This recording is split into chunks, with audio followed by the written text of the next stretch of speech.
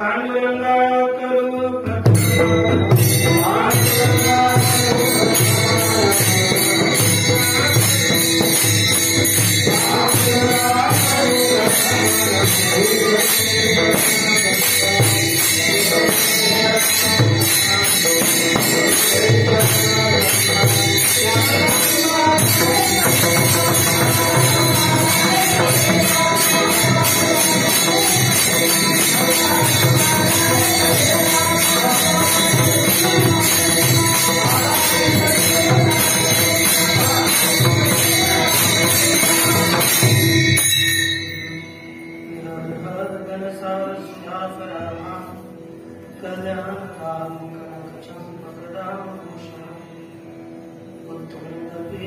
प्रभु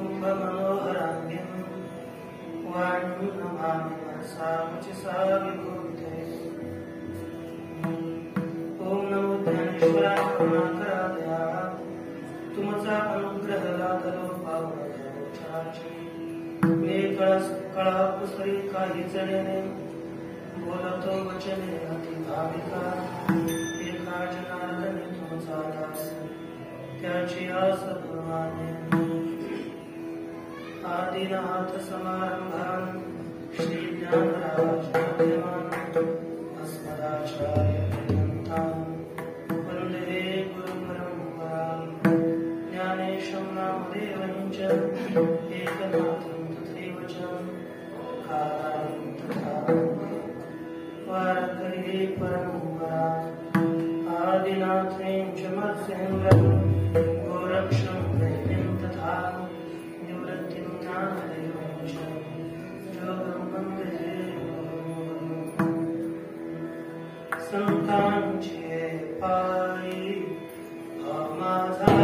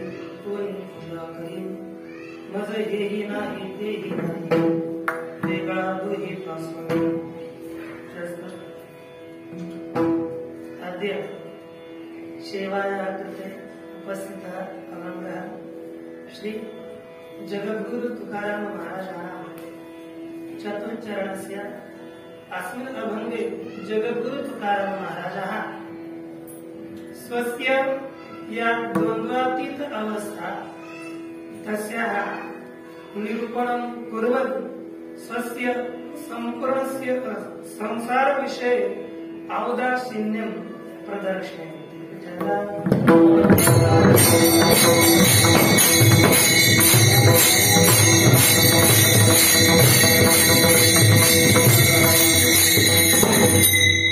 अद्य श्रावण मासस्य अमावास्या तिथिः प्रति पौर्णिमास्याम् अथवा अमावास्यां वयम् अभंगानां जगद्गुरु तुकाराम महाराजानाम् अभंगा भवेयुः, अन्येषां शताङ्ग अभंगा भवेयुः, तान् आदाय विचारं कुर्मः। अद्य इयम् अमावास्या वर्षेषु एकवारम् एव आगच्छति। महाराष्ट्रे अस्याम् अमावास्यां श्रावण वृषभानाम् उत्सवः भवति। मराठ्यां तस्य नाम पोळा इति। तद्वत् इयम् अमावास्या कुशोत्पाटिनी इति नाम्ना अपि गीयते। अर्थात् अस्याम् अमावास्यां कुशस्य दर्भस्य उत्पाटनं क्रियते।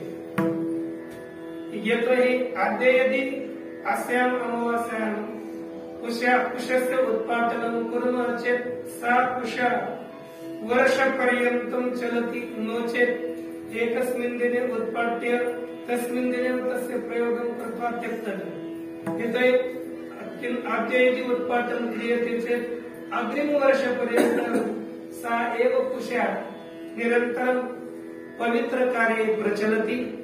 अत एव इयं पौर्णिमासी तथैव पश्यामः चेत् श्रेष्ठा पुनः सोमवती पौर्णिमासी श्रावण मासस्य अन्तिमदिनस्थो अमावास्या वर्तते। पौर्णिमास्यां श्रावण मासस्य इयम् अमावास्या।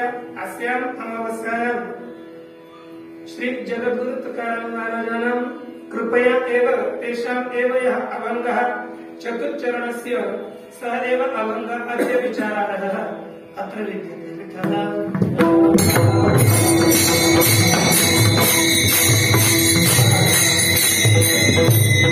यदि सरल ये ज्ञान दिला न ज्ञाते म्हणजे कळतं का? नाही कळत? नाही कळल्यावर सांगा, अभंग संपला. चला अस्मिन् अभंगे जगद्गुरु तुकाराम महाराजः संसार विषये स्वस्य औदासीन्यं प्रदर्शयन्ति।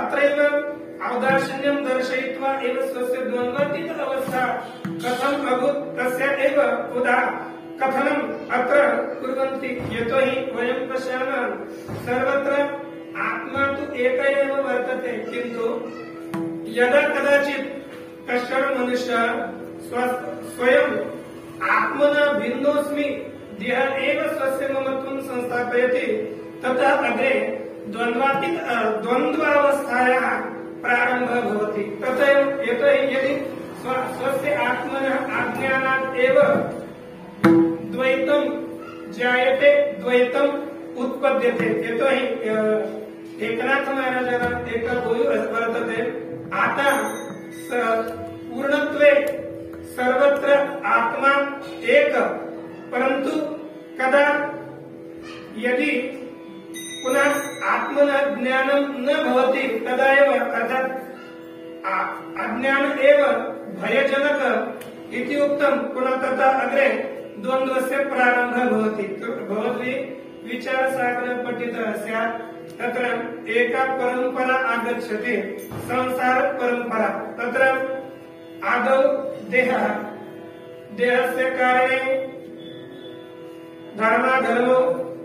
धर्माधर्मयोः कारणं किं?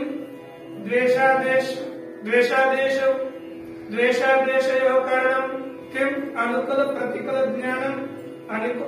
प्रतिकूल ज्ञानस्य कारणं द्वैतम द्वैतस्य कारणम अज्ञानम मूलम अज्ञानम अज्ञानात् एव अयं संसार प्रवाहः प्रवर्तते अतः वस्तुतः एतस्य द्वैतस्य प्रारम्भः देहाभिमानात् भवति।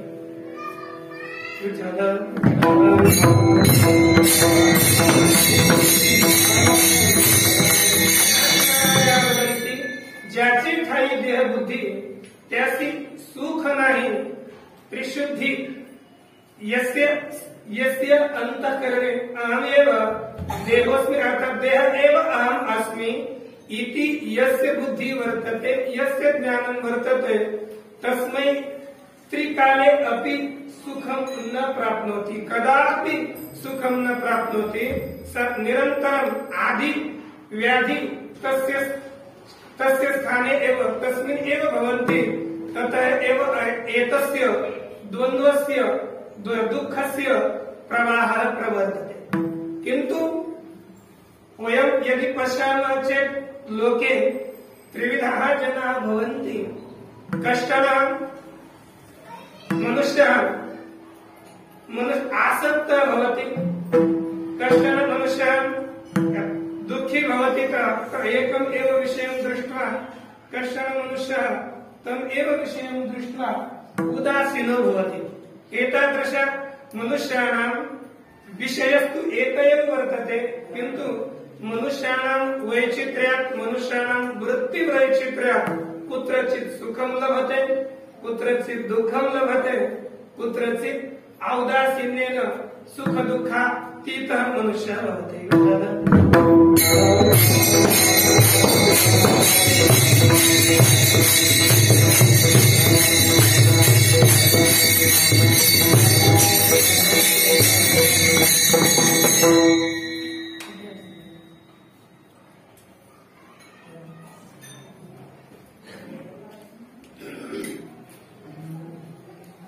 यथा एकैव पंचदशां किंचित् वर्णनं वर्तते एकैव मणिः वर्तते एकम् एव मणिं दृष्ट्वा त्रयः जनाः तत्र एकस्मिन् स्थाने त्रयः जनाः सन्ति एकम् एव मणिं दृष्ट्वा तेषां वृत्तिषु कथं भेदः अभवत् तस्य वर्णनं तत्र कृतम्। यथा यः मनुष्यः मणिं लभते सः मनुष्यः तं मणिं लब्ध्वा हृष्यति आनन्दितः भवति। अन्यः मनुष्यः यः तं मणिं न लभते तस्य मणिः अलाभतः एकः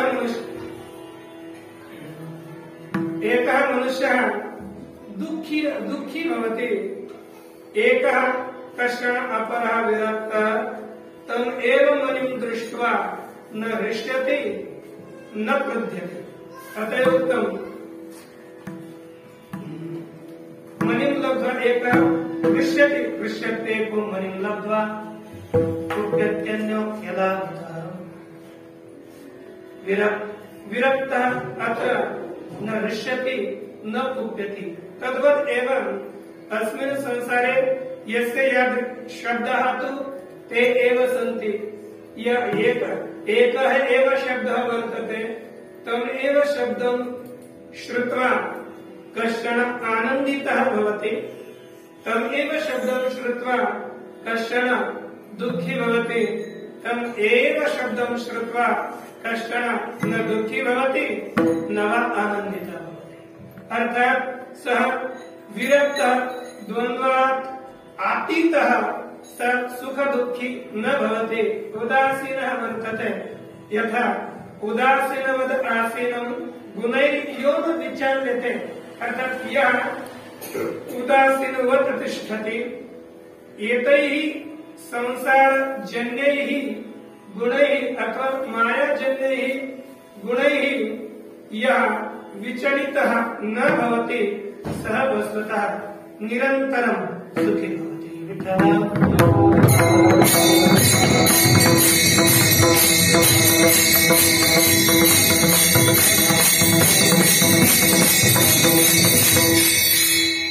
एतादृशी अवस्था द्वन्द्वातीत अवस्था यदि कश्चन प्राप्तुम् इच्छति चेत् तस्य कृते शास्त्रे त्रीणि साधनानि उक्तानि।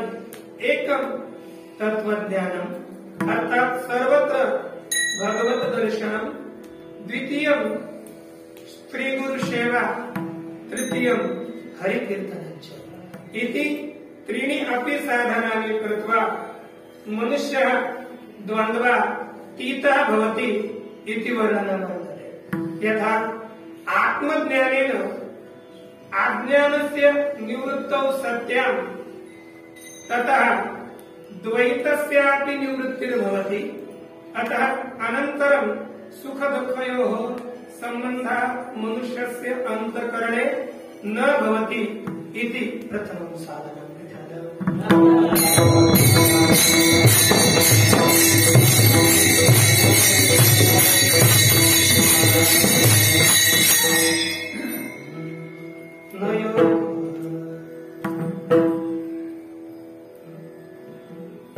नयो काम क्रोध द्वेष निंदा द्वंद्व अवघा गोविंद निरंतर। उत्तम नयो काम क्रोध द्वेष निंदा द्वंद्व अवघा गोविंद सर्वत्र भगवान परमात्मा एव अस्ति।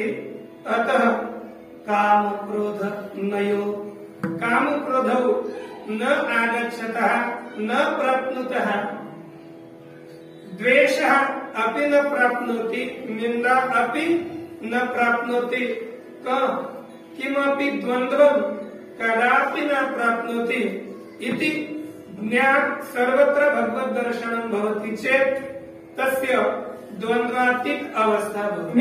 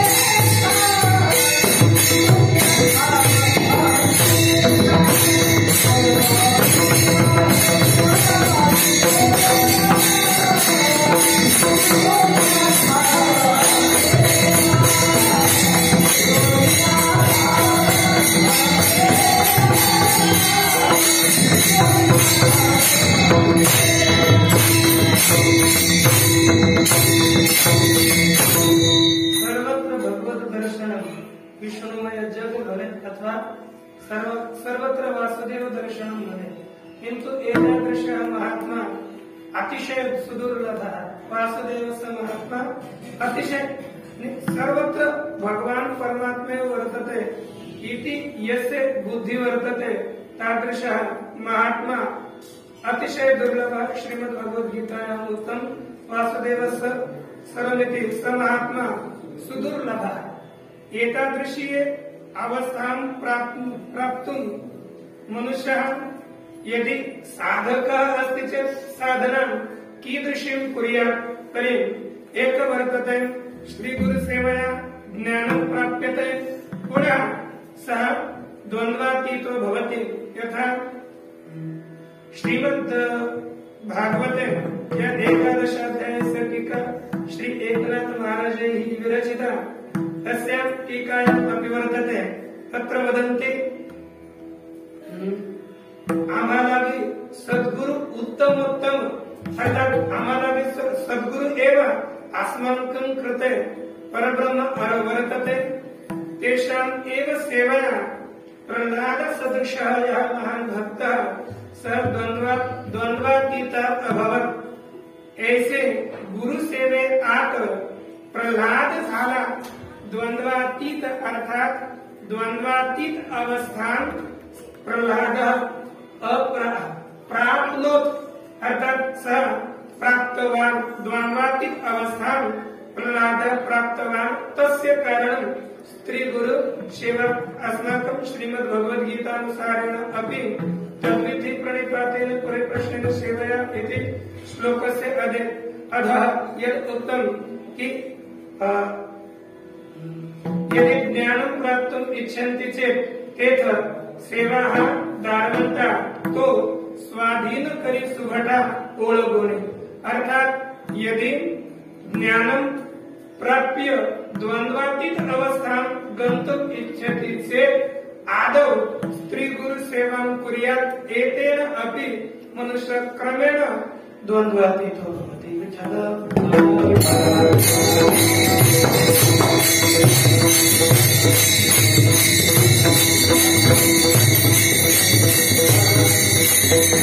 तृतीयं साधनं वर्तते हरिभक्ति श्री हरि कीर्तनम्।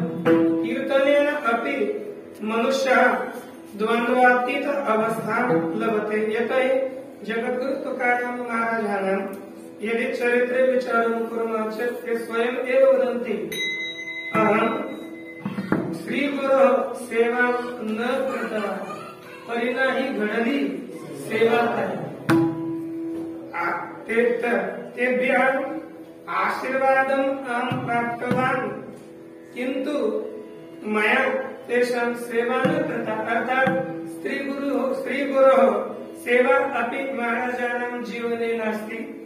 यदि वेदांत तत्वज्ञानस्य चिन्तनं यदि पश्यामः चेत् एकवारम् एव श्रीगुरुभिः रामकृष्ण हरि इति मन्त्रस्य उच्चारणं कृतं सः मन्त्रः प्रदत्तः। तत्पश्चात् कदापि वयं यथा शास्त्राणि गृहीत्वा पठनं कुर्मः तादृशं तेषां पठनं नास्ति एव। तर्हि अपि ते द्वन्द्वावस्थां प्राप्नुवन्तः। तस्य एकम् एव कारणं श्रीहरेः कीर्तनं। विठ्ठल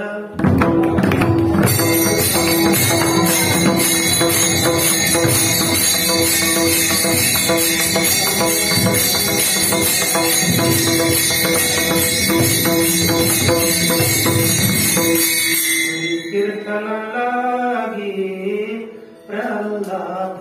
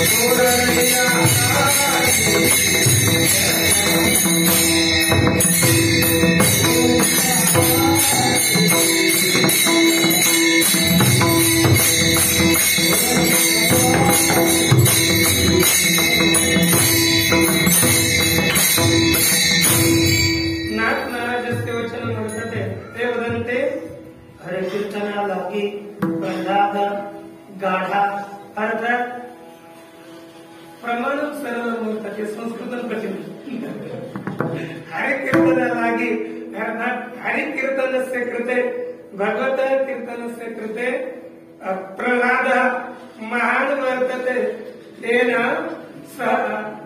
प्रहलादेन द्वन्द्वानां नाशः कृतः अर्थात द्वन्द्वस्य चूर्णं नाशं कृत्वा सः स्थितः।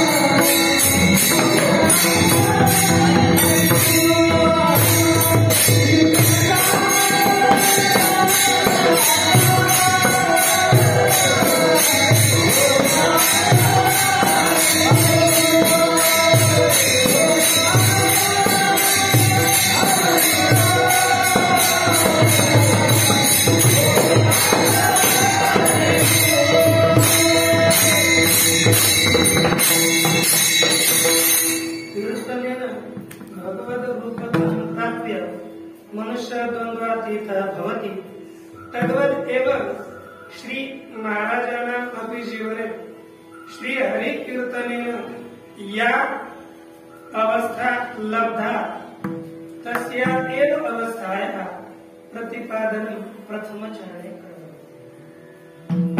कोनि वन्दे को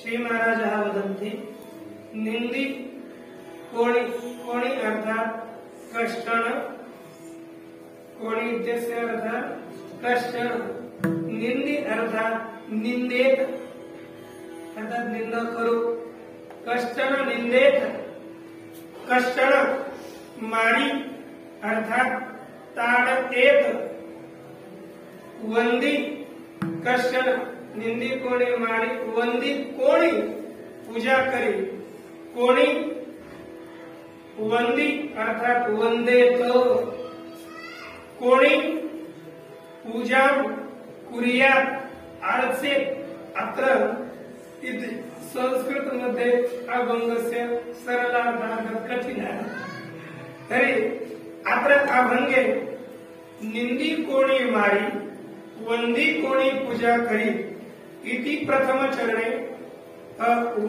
निंदी एतस्य मध्ये कोणी पदं वर्तते निंदी मारी वंदी पूजा करी इति उभयत्र पूर्व पादे अथवा उत्तर पादे उभयत्र कोणी कोणी इति पदम् अस्ति।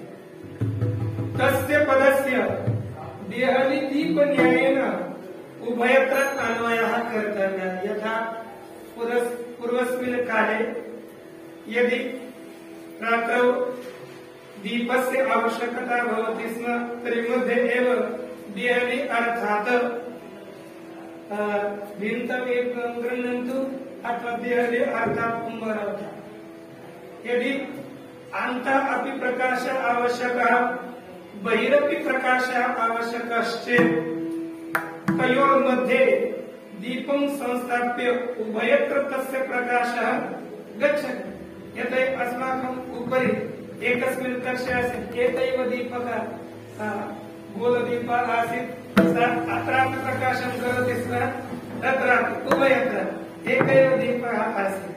तद्वत् एव अत्र कोणी इति पदस्य निन्दी एतेन पदेन सह अपि अन्वयः कुर्यात् तद्वत् वंदी इति पदेन सह अपि अन्वयः कुर्यात्। अर्थात् कोणी निन्दी कोणी वंदी कोणी मारी कोणी वंदी कोणी पूजा करी। अत्र सर्वत्र एतेषां पदानाम् अन्वयः भवेत् तदा एव अर्थस्य सामञ्जस्यं भवति।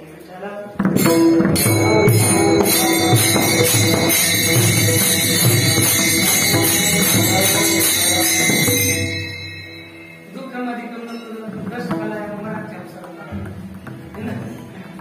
एकं वचन अत्र जगद्गुरु तुकाराम महाराजः वदन्ति कश्चन निन्दां कुर्यात् कश्चन मां ताडयेत् कश्चन पूजां कुर्यात् कश्चन वन्दनां कुर्यात् किमपि कुर्यात्।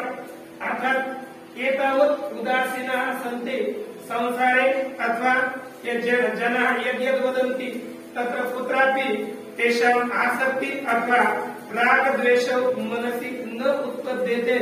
एतादृशी तेषां स्थितिः वर्तते। वस्तुतः निन्दा इयं न कर्तव्या केनापि निन्दा न कर्तव्या। यतोहि निन्दया सुखस्य तु प्राप्तिर्न भवति। निन्दा इयं तामसी वर्तते। तमोगुणात् निन्दायाः उत्पत्तिर्भवति। अतः इयं निन्दा वस्तुतः न कुर्यात्। द्वितीय अध्याये अर्जुनः अपि भगवन्तं वदति सामान्य जनानाम् अपि निन्दां न कुर्यात् सतं तु कदापि न कुर्यात्। अर्जुन वदति देवा संतवृंद नमस्कारिजे का घडेत ही पूजिजे हे वात्मनि के निहिते स्वयंवाचा। अर्थात सतां सज्जनानां यदि भवेत् चेत् पूजां कुर्यात् वन्दनां कुर्यात् तद्विना तेषां निन्दां तु कदापि न कुर्यात्। यदि निन्दां वयं कुर्मः चेत् ततः लाभः न भवति तद्विपरीता हानिः एव भवति।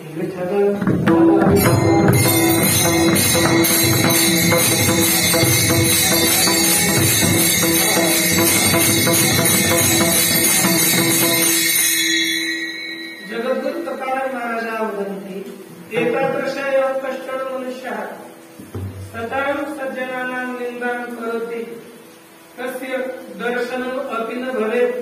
सः नेत्राणां पुरः अपि न गच्छेत् तस्य दर्शनं न भवेत्। एतादृशं कथनं कुर्वन्ति।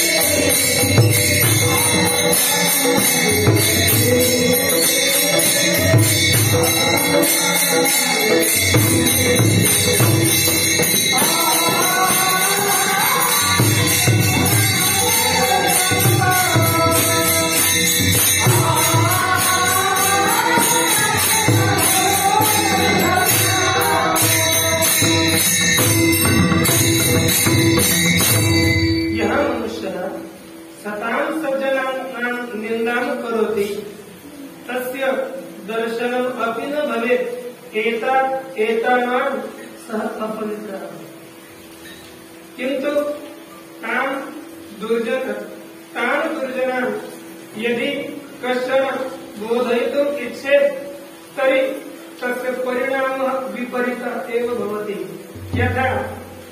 यदा कदाचित् रात्रौ चन्द्रोदयः भवति तदा वायसस्य कृते काकस्य कृते सः न रोचते। काकस्य कृते आनन्दः मनसि न भवति। पूर्णिमेचा वायसा नोतिष्ठति। यदा संस्कृतेन वदामि तदा मराठी नागच्छति। मराठ्याम् उच्यते चेत् मराठी साक्षात् आगच्छति। संस्कृते वदामः चेत् हिन्दी नागच्छति, मराठी नागच्छति। श्लोकाः आगन्तुं शक्नुवन्ति। एतदेव तथैव अन्यथा अपि यं कम् अपि वदामः सतां निन्दां न कुर्यात् तदा अपि सतां सज्जनानां निन्दां करोति एव। इदानीं सापि एका वै वर्तते, अन्यत् अग्रे चलामः। येन मुखे कवि अर्थात् येन मुखेन सः स्तुतिं करोति तेची निंदे पाठितानि, तेनैव मुखेन सः पुनः निन्दाम् अपि करोति। तस्मै सतां कीर्तिः न रोचते, अतः सः निरन्तरं पापम् एव करोति निन्दया द्वारा। यः निन्दां करोति तस्य पार्श्वे सर्वाणि पापानि आगच्छन्ति इति श्री ज्ञानेश्वर महाराजः वदन्ति। परन्तु एति निन्दकापाशी आशेषे हि पापे, अर्थात् निन्दकस्य समीपे सर्वाणि पापानि आगच्छन्ति।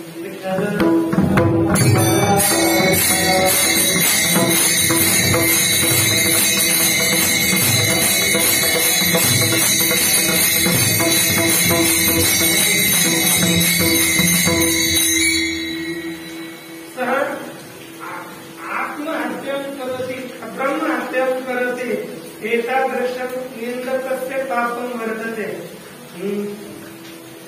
निन्दा, स्तुति, स्तवनी, वीची वाणी तया घडली ब्रह्महत्या गेला उपदेशतो यः स्वस्य वाक् निन्दायां योजयति अथवा स्वस्य वाचम् एव स्तुतौ योजयति तस्मात् ब्रह्महत्या अभवत् इति महाराजः वदन्ति। अर्थात् ब्रह्महत्यायाः पापं सर्वाधिकं श्रेष्ठम्, अर्थात् महात् पापेषु एतस्याः ब्रह्महत्यायाः पापम् आगच्छति। तादृशं महत् पापम् एतेन मनुष्येन कृतं, येन मनुष्येन निन्दा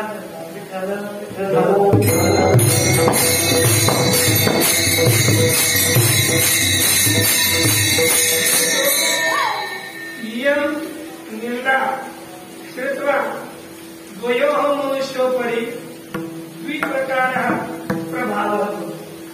एकस्य उपरि निन्दायाः कश्चन प्रभावः न भवति, किन्तु अन्यस्य उपरि निन्दायाः प्रभावः दृश्यते।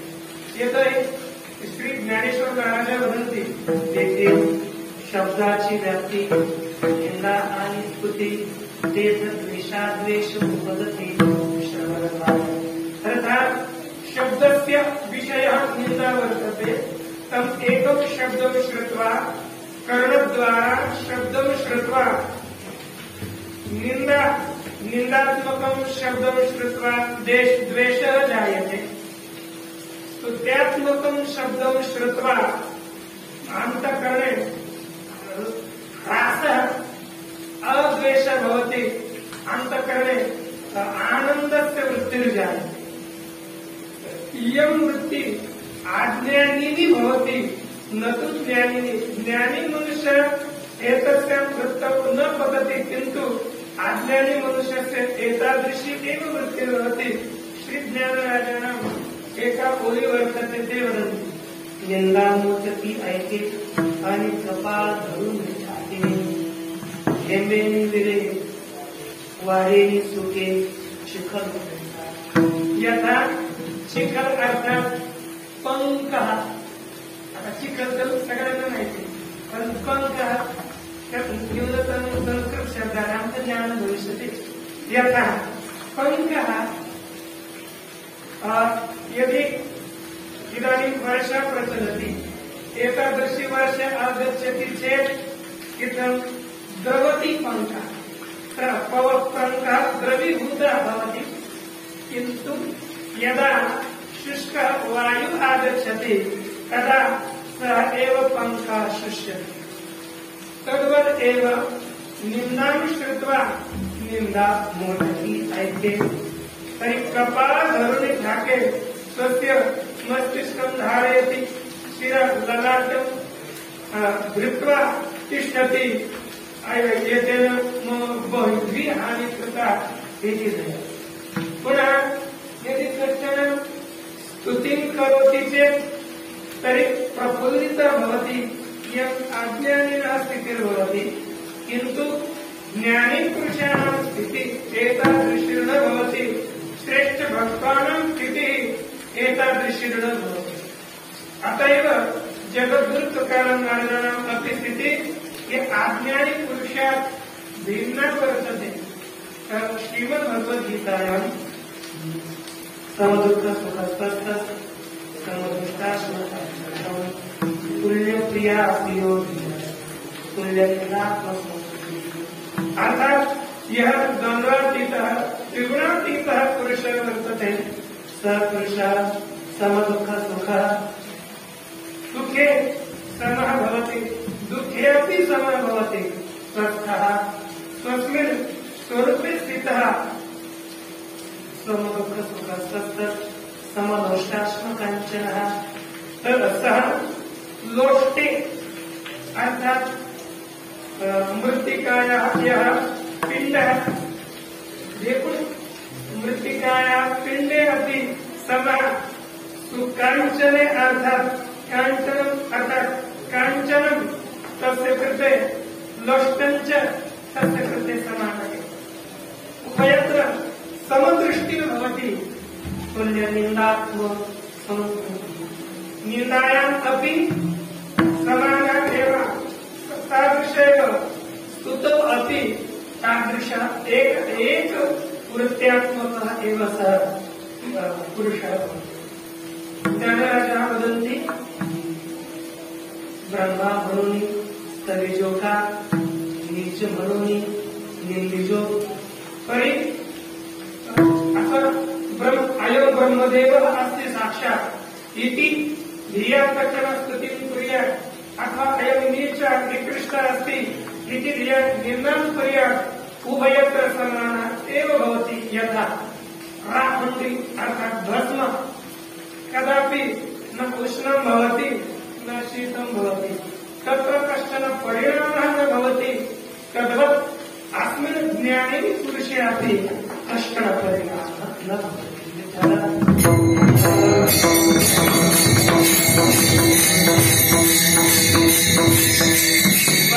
अध्याये अपि भक्तानां लक्षणे श्री भगवान् वदति तुल्य क्रिया तुल्य तुल्य निंदा तुल्य निंदा मौनी समुद्र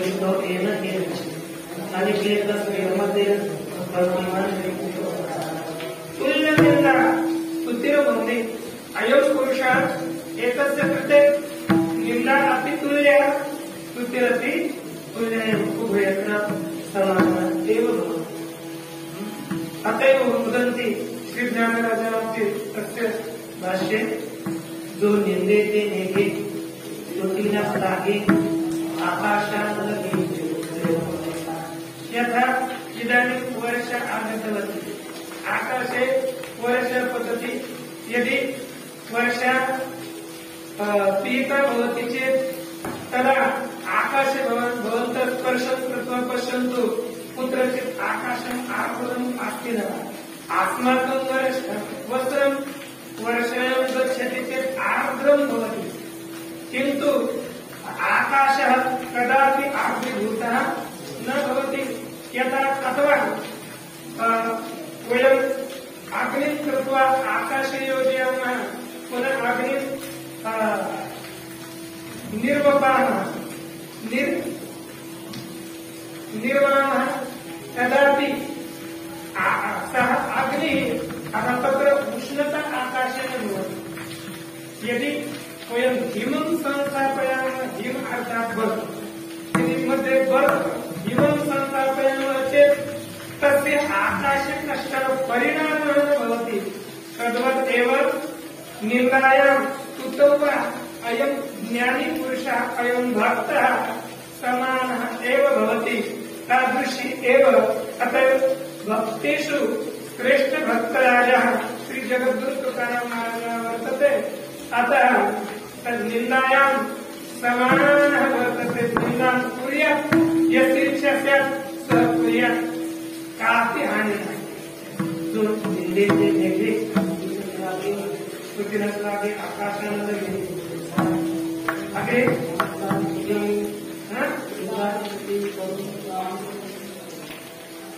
विचरे प्राणवृत्ति जनिवने यथा प्राणः अस्माकं शरीरे वर्तते अथवा वायुर्वत् वायुः कुत्रापि गच्छेत् निर्लेपयो भवति पवित्रस्थाने गच्छेत् अथवा अपवित्रस्थाने गच्छेत् यथा तत्र समानमेव भवति निर्लेपो भवति।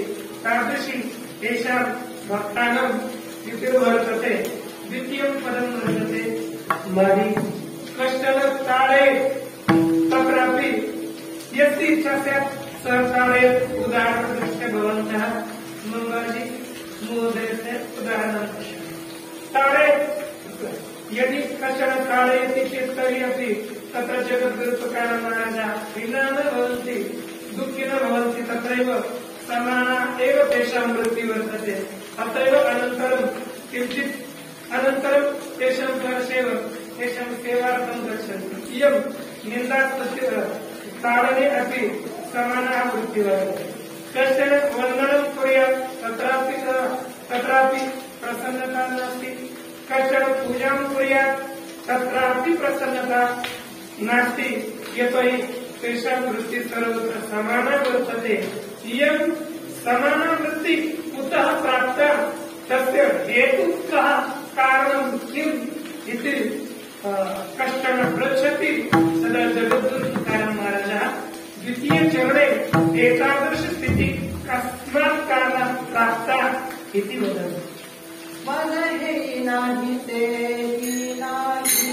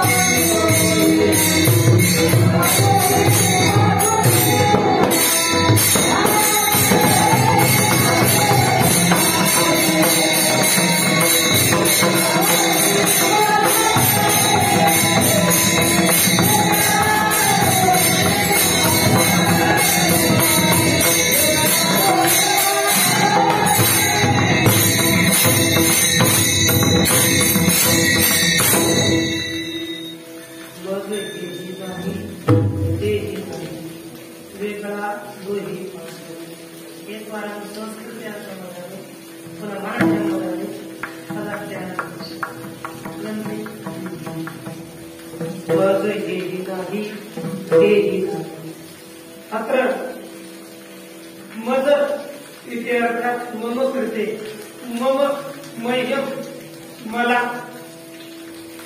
हेहि नाही तेहि नाही हेहि इति एतद् अपि तेहि तद् अपि अर्थात हे सुद्धा नाही ते सुद्धा नाही एतद् अपि नास्ति तद् अपि नास्ति इति एतद् अपि सर्वनाम वर्तते तद् अपि सर्वनाम अस्ति हेहि इत्यपि सर्वनाम हे सर्वनाम ते एतदपि सर्वनाममेव द्वावपि दर्शक सर्वनाम एतदपि दर्शक सर्वनाम तदपि दर्शक सर्वनाम वर्तते अर्थात हेहि नाही तेहि नाही एतदपि मम कृते नास्ति तदपि मम कृते नास्ति इति शब्दशः अर्थः किन्तु सर्वनाम कदापि पूर्वस्य परामर्शकं भवति कदापि पूर्वस्य परामर्शकम् इदानीं पूर्वं तु चत्वारि नामानि निन्दी मारी स्तवी पूजा है ना इति चत्वारि नामानि सन्ति आखरे तु हेहि तेहि इत्यत्र द्वे एव सर्वनाम्नि स्तः इदानीं अत्र हेहि तेहि इति पदेन प्रथमचरणस्य यत् पूर्वार्धे द्वे पदे निन्दी मानी इति प्रथमवारं ग्राह्यं मद हेहि नाही अर्थात निंदा अपि नास्ति निंदी नास्ति अर्थात यात्रापि पुनः मारी अर्थात ताडनम् अपि नास्ति इदानीं निंदी इति इत्यत्र यत् निंदी पदं वर्तते एतत् पदेन निंदी एतस्य ग्रहणं न क्रियते किन्तु निंदी शब्दस्य यः एकः घटकः निंदा तस्य ग्रहणं क्रियते किञ्चित् स्मरार्थं वदामि एतस्य ज्ञानं इत्थमपि न भविष्यति पंचकला तसंच एक निंदी पद आहे आणि दुसरं मारी पद आहे या ठिकाणी हेहि तेहि या पदाने निंदी याचं ग्रहण तर केलं जातं मारी याचं सुद्धा ग्रहण केलं जातं परंतु लक्षणेनं निंदी याचं ग्रहण न करता तत्संबंधित जी निंदा आहे त्या पद्धतीनं ग्रहण केलं. म्हणजे मला निंदी नाही असं नाही, मला निंदा सुद्धा प्राप्त होत नाही आणि कोणी मारलं तर ते मारणं सुद्धा प्राप्त होत. म्हणजे निंदा माझी होत नाही आणि स्तुती सुद्धा माझी होत नाही. म्हणून निंदी कशाने निंदे कशाने स्तुती द्वितीय वारं हेही तेही इति पदस्य अन्वयः वंदी पूजा करी इति ज्ञानेन सह कर्तव्य. अर्थात हेही या पदाचा अर्थ आपण वंदी न ग्रहण करावा तर एक देश, कारण की वंदी वंद या शब्दापुढे इन प्रत्यय होऊन वंदी रूप तयार होते. म्हणजे मतुवर्धक निमी प्रत्यय आहे. वंदी या ठिकाणी निमी प्रत्यय, मारी ठिकाणी सुद्धा निमी प्रत्यय. मारी अर्थात कोणी मारो या ठिकाणी घटक वंदन म्हणजे मला वंदनाही प्राप्त होत नाही आणि मला पूजाही प्राप्त होत नाही. म्हणून माझी कोणी निंदा करो वंदना करो, कारण की हे मला प्राप्त होत नाही. असा सरळ सरळ शब्दाचा निंदी कोणी मारी वंद करते. मला हेही नाही तेही नाही याचा का बरं? तस्मात् कारणात भवतां कृते निंदा स्तुति वंदनं ताडनं न प्राप्नोति. तस्य उत्तरं जगद्गुरु तुकाराम महाराज उत्तरार्धे वदन्ति वेदातु हि अहं द्वाभ्यां पृथक् अस्मि. मी दोघांपासून वेगळा आहे. कस्मात् भवान् पृथक् अस्ति तर्हि वयं यदि चिन्तनं कुर्मः चेत् प्रथमं अत्र मला निंदा प्राप्त होत नाही का? कारण की यः कश्चन निंद्या भवति तत्रैव निंदा गच्छति. अर्थात मी दोघांपासून वेगळा आहे. मला हे दोन नाही, कारण की दोघांपासून मी वेगळा आहे. अर्थात प्रथम निंदा आणि निंदी मारी हे दोन पदार्थ. मला निंदा प्राप्त होत नाही कारण की मी निंद्य पदार्थापासून वेगळा आहे. दुसरं मला मारलं जात नाही कारण की ताड्यमान पदार्थापासून मी वेगळा आहे. दुसरं आहे वंदी. मी या वंदी या शब्दाचा अर्थ आपण कोणी वंदन करेल, परंतु मला वंदना प्राप्त होत नाही कारण की मी वंदनीय पदार्थापासून वेगळा आहे. आणि मला माझी पूजा करो मला याचा काही परिणाम होत नाही कारण की पूजनीय पदार्थापासून सुद्धा मी वेगळा आहे. हा शब्दशः मागच्या अनुरोधानं घेतलेला अर्थ.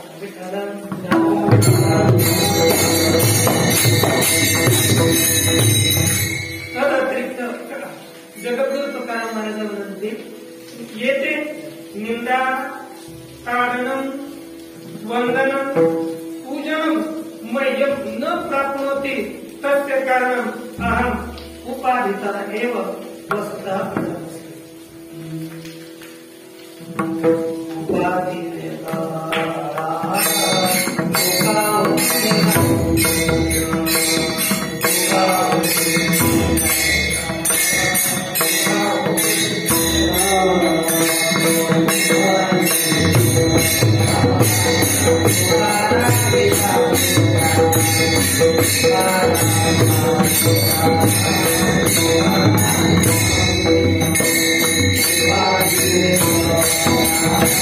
Thank you.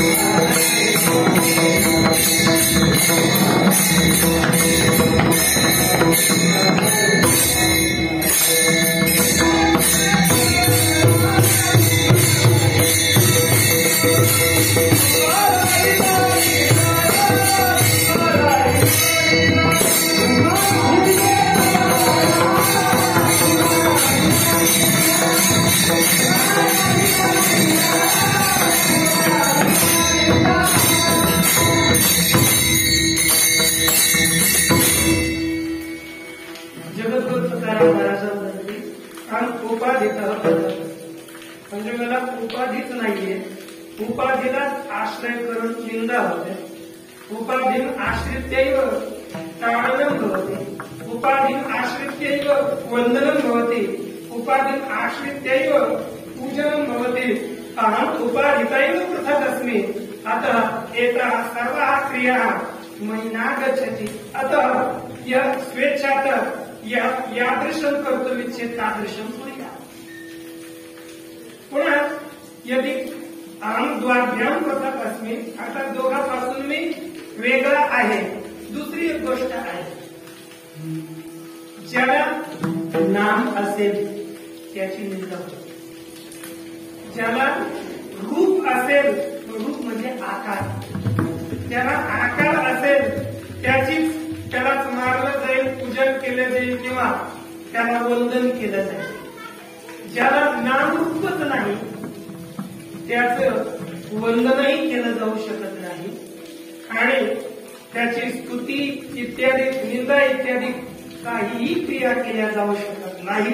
म्हणून जगद्गुरु तुकाराम महाराज वदन्ति अहम द्वाभ्याम पृथक् अस्मि, अर्थात अहम नामरूपाभ्याम अपि पृथक् अस्मि. अतः मम कृते निंदा स्तुति एते किम अपि न प्राप्नुतः. विठला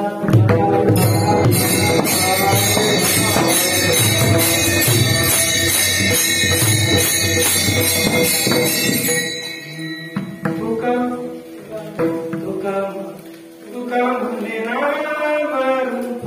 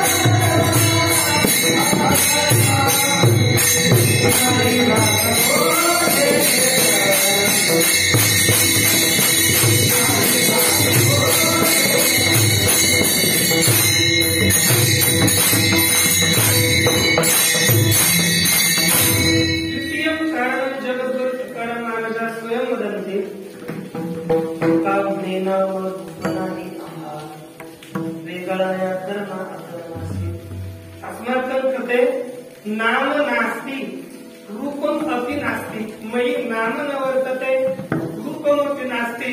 अतः यह निंदा कर्तव्य चेत् कुर्यात्. अहम् उभाभ्याम पृथक् अस्मि इति द्वितीयम्. आता दुसरा, पहिला अर्थ मी निंद्य नाहीये, स्तुत्य इत्यादी नाहीये, म्हणून मला निंदादी प्राप्त होत नाही, मला हे नाही तेही नाही. दुसरं, मला नामरूप नाही, मी नामरूपापासून वेगळा आहे, म्हणून मला हे निंदादीच नाही. आता तिसरा एक जगद्गुरु तुकाराम महाराज याचा जर तिसरा आपण विचार केला, मी या दोघांपासून वेगळा आहे. कोणापासून? एक आहे कार्य आणि दुसरा आहे कारण. मी कारणापासूनही वेगळा आहे आणि कार्यापासूनही वेगळा आहे. याचं वर्णन करत असताना केनोपनिषदामध्ये एक मंत्र येतो, अन्य देवतल विदितात अथो अविदितात अधि इति शुश्रूम पूर्वेशा येनस्तद त्याच चक्षुरे. अर्थात ते तत्व विदितात अन्यत अविदितात अन्यत विदित उपविद धातो तव प्रत्यय कृत्वा विदित इति रूपम सिद्धे. विदित अर्थात विधी क्रिया विषय. विधी म्हणजे ज्ञानाचा जो विषय त्याला म्हटलं जातं विदित. आणि ज्ञानाचे विषय हे सगळे संसारातील पदार्थ होतात. म्हणजे ज्ञानाचे विषय होणारे सर्व जगतातील सगळे पदार्थ हे व्यक्त आहेत, कार्य आहेत. कार्य पदार्थच ज्ञानाचा विषय होतो. म्हणून एक विदित यानं कार्य ग्रहण केलं जातं. अर्थात विदितात अहम प्रथम अस्मि. द्वितीय अविदित अर्थात विदितात पृथक कार्यात पृथक अविदितम. तस्मात् अविदितात अपि अहम पृथक अस्मि. अविदितम अविदितात अधि आधी अर्थात उपरि. या उपरि भवति सः अधस्तात् पृथक एव भवति. तुम्ही जसं चटईवर वगैरे चटईच्या वरती असतात चटई कट्यात पृथक भवंत सन्ति. अर्थात कट्यातः भवंत पृथक एव. जो वर असतो तो वेगळा असतो. तद्वत् एतत् आत्मतत्त्वम् अपि विदितात पृथक अस्ति. अर्थात कार्यात पृथक वर्तते. तद्वत् अविदितात अपि पृथक अस्ति. तथैव जगद्गुरु तुकाराम महाराजः अपि स्वस्य स्वरूपं कार्यात् अपि पृथक् कारणात् अपि पृथक् अस्ति इति एव वदन्ति.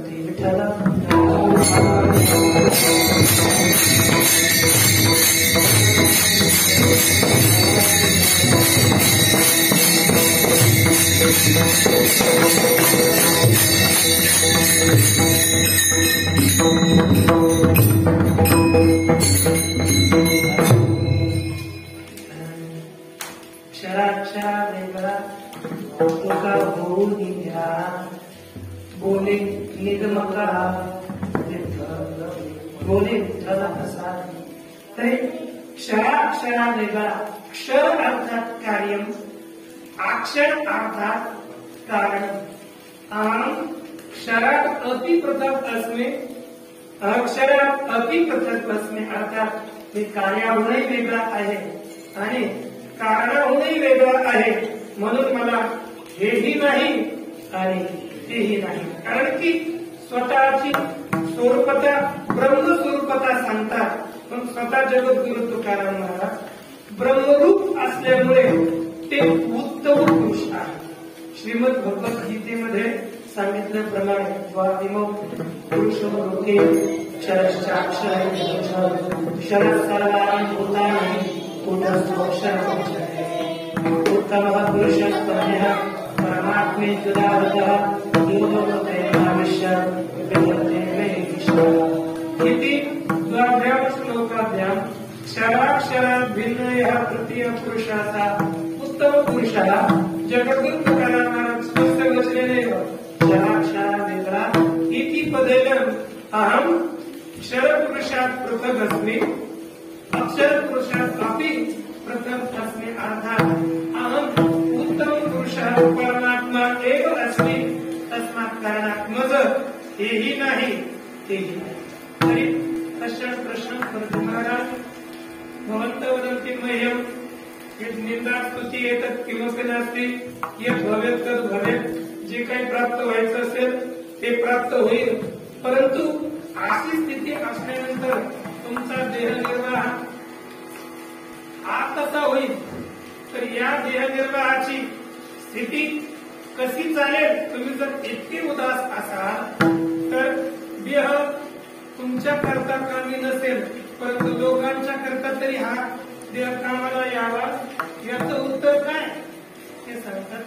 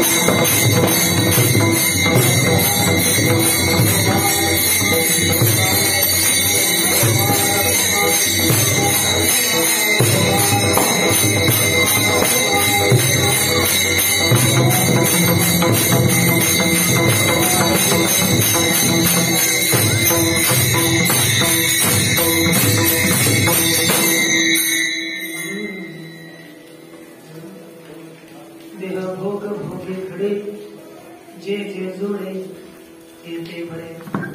जगद्गुरु तुकाराम महाराजा म्हणते मम देहस्य भोगा अर्थात एकम पदम अत्र देह भोग इति प्रथमं भोगपदं भिन्नार्थकं द्वितीयं भोगपदम् अपि भिन्नार्थकम्. यहाँ प्रथमः भोगशब्दः वर्तते तस्य अर्थः सुखदुःखान्य साक्षात्कारो भोगः. अर्थात सुखस्य साक्षात्कारो वा दुःखस्य साक्षात्कारो वा उभयोर्मध्ये कस्यचित् एकस्य साक्षात्कारः एकस्य ज्ञानम् एक एव भोगशब्देन गीयते. अर्थात सुख ज्ञान किंवा दुःख ज्ञान याला भोग असं म्हटलं जातं. सुखाचं ज्ञान असो किंवा दुःखाचं ज्ञान असो यास म्हणतात भोग. देह भोग अर्थात देहस्य भोग इति देहभोग. देहाच्या ठिकाणी होणार काहीतरी सुख किंवा दुःख एकच हो भोगे खडे. द्वितीय भोगपदम करणार्थे गय प्रत्यय कृत्वा सिद्ध. अर्थात भुज्यते अनेन इति भोगः. उभयत्र घय प्रत्यय एकत्र भाव अर्थे घय प्रत्यय अस्ति. अर्थात प्रथमया भोगपदं भावार्थे घय प्रत्यय कृत्वा लभते.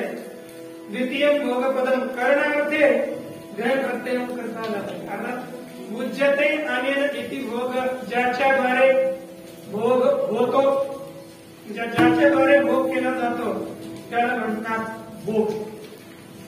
म्हणजे कर्म. दुसरे भोगे देह भोग घडे म्हणजे कर्माने या देहाचा भोग हो म्हणजे कर्माने या देहाला सुख दुःख प्राप्त हो. काहीच आमच्या विषयी दुमत नाही. याच भोग आता भोगे भोग घडे किती भवंत जानन्ति कर्मणः त्रिविधं कर्म वर्तते संचित कर्म प्रारब्ध कर्म अथ च क्रियमाणं कर्म अत्र त्रिषु अपि कर्मसु एकं प्रारब्धं कर्म क्रियते भोगे भोग घडे अर्थात प्रारब्धेन कर्मणा देहे सुख दुःखादिकं प्राप्नुयात् देहामध्ये सुख दुःख प्राप्त होतो त्यामध्ये काहीही चिंता नाही या प्रकारचा जगद्गुरु तुकाराम महाराजांचे अभंग आहे प्रारब्धेची जोडे तर प्रारब्धेची वाढे सोस करीसी वाया भजमना पंढरी प्रारब्धेची पावे सुख प्रारब्धेची पावे काय दुसरा शब्द प्रारब्धेची पावे जाऊ काय असं प्रारब्धेची पावे सुख आणि प्रारब्धेची पावे दुःख सोस करी शिवाया भजमना पंढरीनाया अर्थात प्रारब्धेची सुख प्रारब्धेची दुःख अत्रैव देह भोग अर्थात देहविषयक सुख दुःखाने तर साक्षात्कार भोगे घडे म्हणजे भोगाने म्हणजे प्रारब्धाने सुख आणि दुःख प्राप्त हो आले तरी चालते मग हा देह कसा चालेल पुढे सांगतात जे जोडे ते घडे मला जे प्राप्त होईल ते चांगलंच आहे कोणतंच वाईट करता प्राप्त होत नाही जे प्राप्त होईल ते चांगल्या करताच प्राप्त होईल आमचा देह निर्वाह असाच होऊन जाईल परंतु महाराज यद्यत कर्म मनुष्य करोति तस्य तस्य कर्मणः फलं तु भवत्येव तरी श्रीमद् यद्यत कर्म कृतं तत् गच्छति कुत्र तस्य फलं क प्राप्नोति भवति तु फलं न गच्छति अर्थात कश्चन निन्दां करोति तरी तस्य फलं भवति न कश्चन स्तुतिं करोति तस्य फलं भवति न भवति हा कोणी निंदा करते त्याचं फळ तुम्हाला नाही पूजेचं फळ तुम्हाला नाही मारण्याचं फळ तुम्हाला नाही कशाचंच फळ जर तुम्हाला प्राप्त होत नसेल तर हे होतं कोणाला त्याचं फळ केलेलं कर्म निष्फळ तर जात नाही याचं फळ जातं कुठे हे तृतीय अंतिम चरणाला पावे नारायण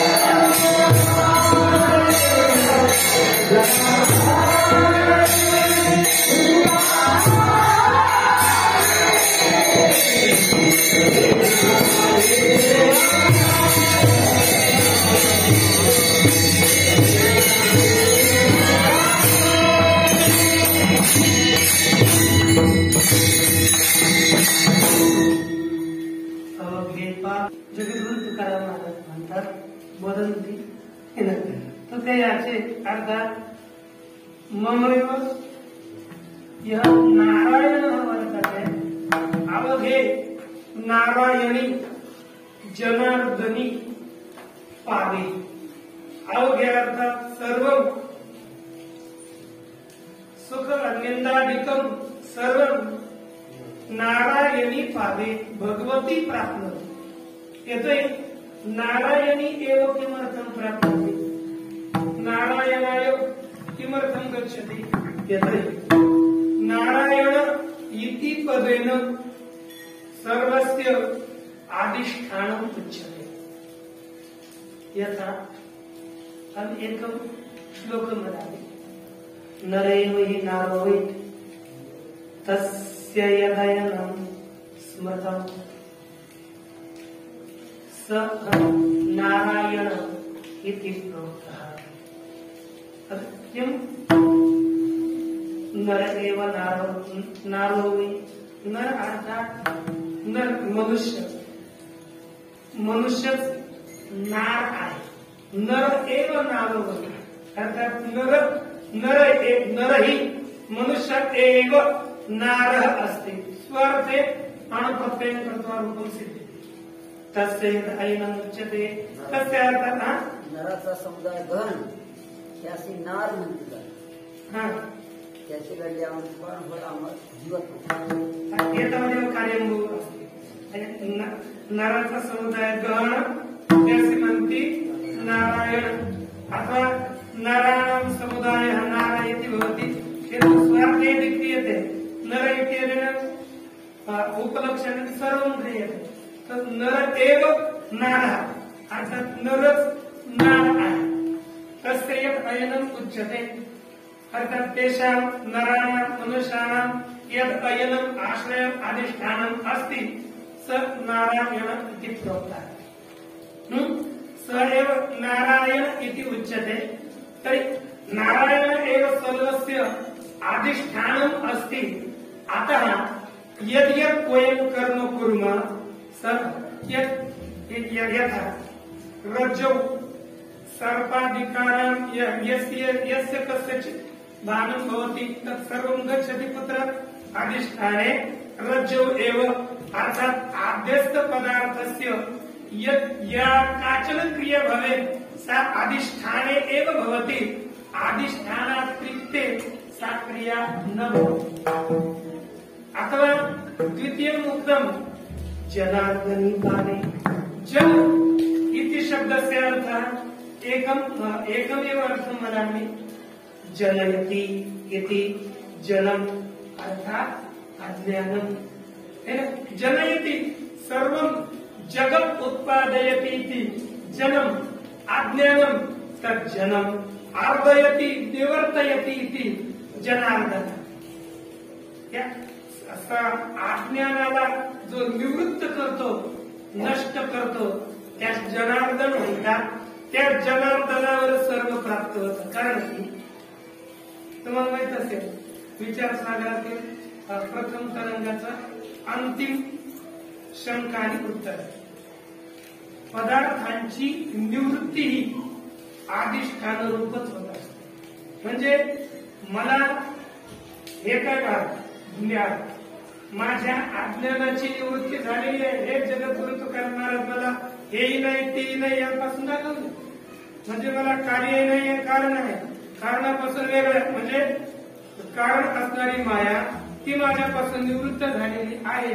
अर्थात या अज्ञानाची निवृत्ती झालेली आहे। परंतु ज्या ठिकाणी अज्ञानाची निवृत्ती झाली त्याच ठिकाणी सगळं काही प्राप्त होत, ते मला काहीच प्राप्त होत नाही। म्हणजे सगळं परमात्म्याला प्राप्त होतं। निंदा स्तुती इत्यादी सर्व परमात्म्याला प्राप्त होतात। मला त्याचा लेप लागत नाही। मग ज्याची इच्छा असेल त्याने निंदा करो किंवा स्तुती करो, मी आहे तैसाच आहे। या अभंगावरून एकच वाक्यात मराठीत गोष्ट या अभंगावरून इतकं सिद्ध होतं की कोणीही केलेली निंदा, कोणीही केलेली स्तुती, कोणीही केलेलं वंदन, कोणीही केलेली पूजा ही सगळी भगवान परमात्म्याला प्राप्त होते। म्हणून आपण निंदा स्तुती सोडून म्हणजे कोणाची निंदा न करता निंदा जर केली तर लाभही हानीही आपलीच होणार। म्हणून निंदा स्तुती यापासून वेगळं होऊन जगद्गुरु तुकाराम महाराजांसारखी आपली अवस्था प्राप्त व्हावी एवढंच आपल्याला याच्यातून अर्थ दिसतो। आणि हीच अवस्था सर्वेषाम् अस्माकं कृते प्राप्ता भवेत् इत्येव भगवतः चरणे प्रार्थनां कृत्वा इयं सेवा जगद्गुरु तुकाराम महाराजानां सद्गुरु संत श्रेष्ठ ज्ञानेश्वर महाराजानां सद्गुरु जोग महाराजानां चरणे समर्प्य सर्वेषाम् एव चरणे समर्प्य अत्रैव विरमामि। ज्ञानेश्वर